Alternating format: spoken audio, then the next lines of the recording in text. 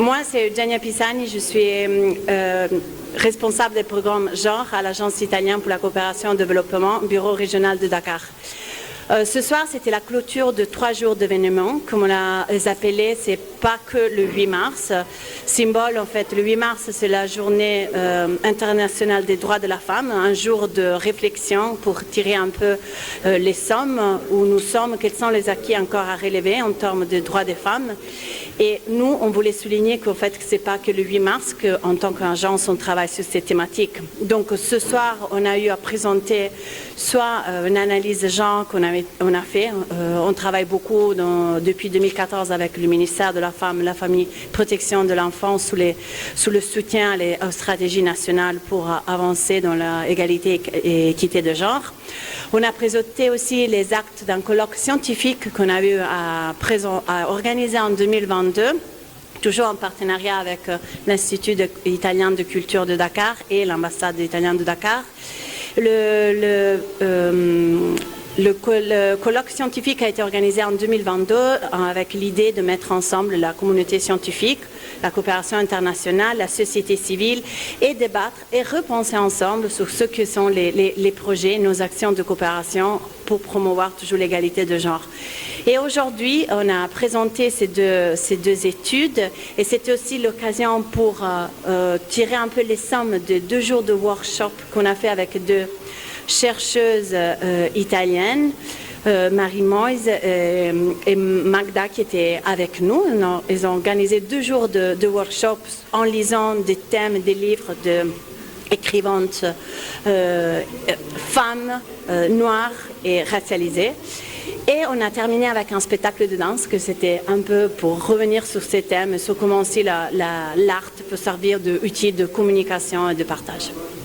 On parle de mois de femmes, mois de mars. Comme je l'ai dit, on travaille avec le ministère depuis 2014. En particulier, on a un projet d'appui à la stratégie nationale égalité et équité de genre, ça s'appelle PASNEG depuis 2020.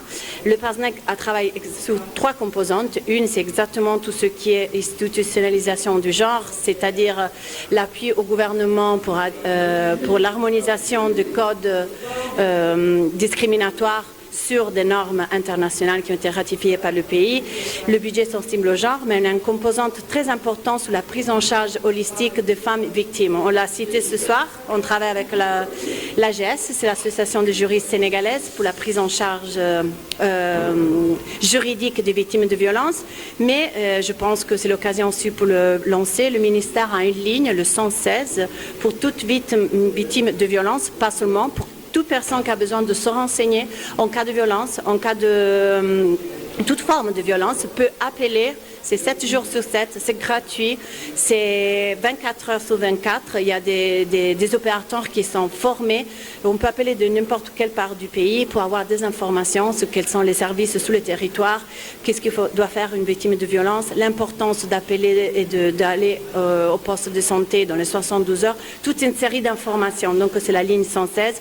En tant qu'agence, on appuie le ministère, c'est le ministère que gère cette ligne. Donc bien sûr, il y a plein des services.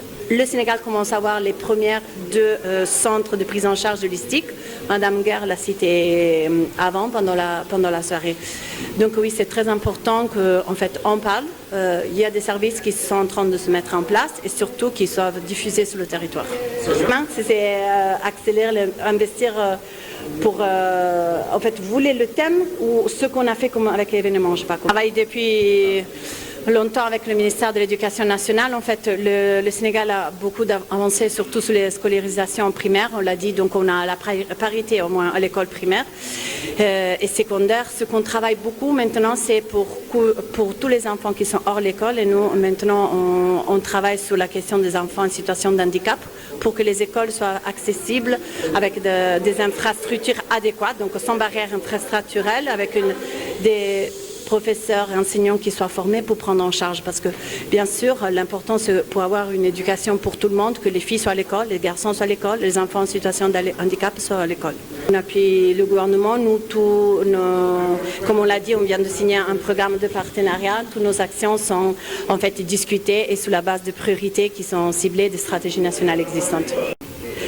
Qu'il soit un être humain, un animal, une terre à un objet de possession inférieur, sans droit, un objet épuisable, appropriable, éliminable.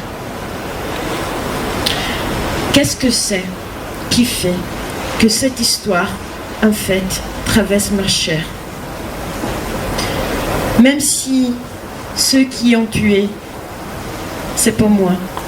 Même si ceux qui sont morts, ce ne sont pas mes parents. Qu'est-ce que ça signifie de se remettre en cause, de interrompre ma position de connivence, de complicité avec tout ça? Une condition que, d'une façon ou de l'autre, me permet de bénéficier de cet état de choses.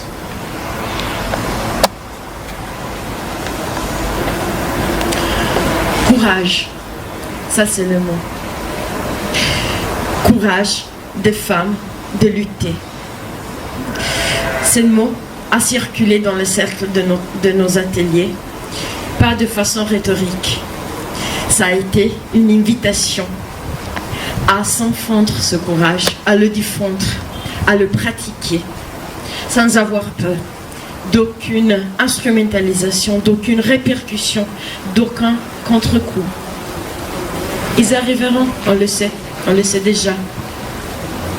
Mais la libération des femmes, elle commence à partir d'ici, du fait de se libérer, non pas de la peur, mais de son pouvoir de nous taire, de nous faire taire. Nos corps se souviennent, nos corps parlent, nos corps se parlent.